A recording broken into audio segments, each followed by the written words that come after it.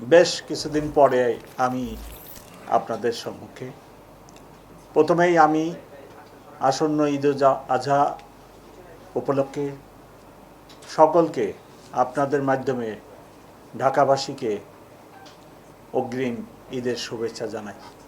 আসন্ন ঈদ সবাই আনন্দ ঘন পরিবেশে উদযাপন করুক, আমি সেই আশা পোষণ করি। বিসমিল্লাহির রহমানির রহিম। প্রিন্ট ও ইলেকট্রনিক মিডিয়ার প্রিয় সাংবাদিকবৃন্দ, আসসালামু আলাইকুম ও শুভ অপরাহ্ন। আজকের এই প্রেস ব্রিফিংয়ে আপনাদের সকলকে জানাই স্বাগতম। আপনারা সকলেই অবগত আছেন যে গত 13ই মে তারিখ রাত অনুমান 11:45 ঘটিকায় ঢাকা বিশ্ববিদ্যালয়ের মেধাবী শিক্ষার্থী এস.এম. শাহরিয়ার আলম সাম্য সোহরাওয়ার্দী উদ্যানে কতিপয় দুর্বৃত্তের হাতে নির্মমভাবে খুন হন। ঘটনার সংক্ষিপ্ত সংবাদ প্রাপ্তির পরপরই ডিসি রমনা সহ শাহবাগ থানার পুলিশ ঘটনাস্থল পরিদর্শন করেন। ঢাকা বিশ্ববিদ্যালয়ের প্রক্টর মহোদয়ের নিকট থেকে ঘটনাটির সংবাদ প্রাপ্তির সাথে সাথেই আমি সংশ্লিষ্ট সকল পুলিশ কর্মকর্তাদের ঘটনাটির সর্বোচ্চ গুরুত্বের সাথে তদন্তের নির্দেশ প্রদান করি। আপনারা অবগত আছেন, চাঞ্চল্যকরী হত্যাকাণ্ডের ঘটনায় শাহবাগ থানায় একটি হত্যা মামলা রুজু হয় এবং ঘটনার রাতেই পুলিশ ঘটনার সাথে সংশ্লিষ্ট 3 জনকে রাজধানীর বিভিন্ন জায়গা থেকে আহত অবস্থায় গ্রেপ্তার করে।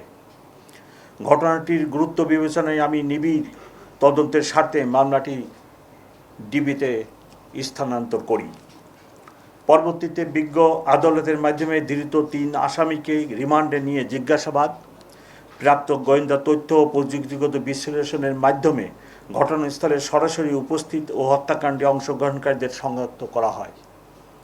আসামিদের গ্রেপ্তারের লক্ষ্যে কক্সবাজার, মুন্সিগঞ্জ ও ঢাকা মহানগরীর বিভিন্ন এলাকায় ডিবির একাধিক দল ধারাবাহিক অভিযান পরিচালনা করে এ সংক্রান্তে আরও 8 জনকে গ্রেপ্তার করে।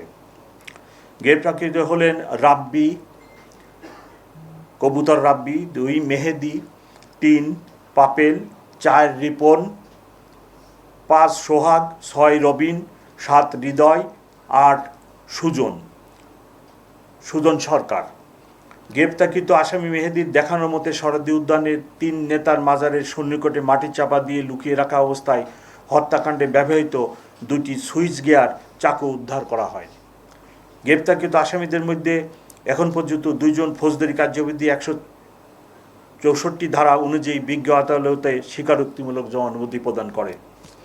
এই ঘৃণিত হত্যাকাণ্ডে জড়িত আসামিদের দৃষ্টান্তমূলক শাস্তির লক্ষ্যে মামলাটির সুষ্ঠু তদন্ত নিশ্চিত করা হচ্ছে। সম্ভাব্য দ্রুত সময়ের মধ্যে মামলাটির তদন্ত প্রতিবেদন বিজ্ঞ আদালতে দাখিল করা হবে এবং আমাদের পক্ষ থেকে দ্রুত গতিতে এই বিচার কার্য সম্পন্ন করার জন্য সকল উদ্যোগ আমরা গ্রহণ করব। সকলকে অনেক ধন্যবাদ।